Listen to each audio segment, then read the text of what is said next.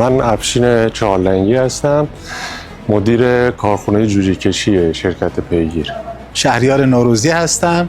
مرتضی ایزدی هستم، روابط عمومی پیگیر. امروز در کلاس مقدمه بر مدیریت انگیزش در منابع انسانی بودیم. راجع به کلاس‌های خانم مخترزاده خب ما چند ساعت حالا در خدمتشون بودیم. کلاس کاربردی و خوبی بود، بسیار استفاده کردیم از نکاتی که طرح شد. چیزهای خیلی خوب و زیاد و کاربردی یاد گرفتیم ازشون. به هر حال همیشه حفظ سرمایه انسانی در محیط کار از اهم فعالیت مدیران در هر قسمتی میتونه باشه که امروز نکات خیلی خوبی رو در ارتباط با موضوع انگیزه و مسائل انگیزشی در خدمت استاد بودیم.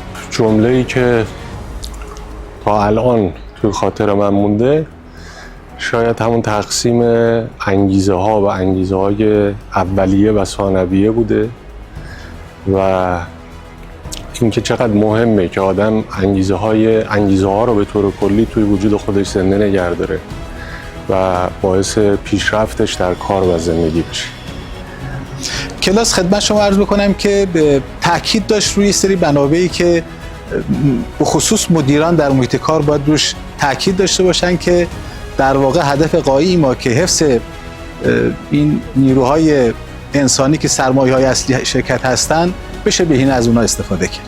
نکته‌ای که هست برداشت خودم بخوام از این کلاس در یک جمله بگم، من میتونم فقط همون جمله گفتن که انگیزه میتواند سوخت محرک هر نیرو برای رسیدن به اهدافش باشه.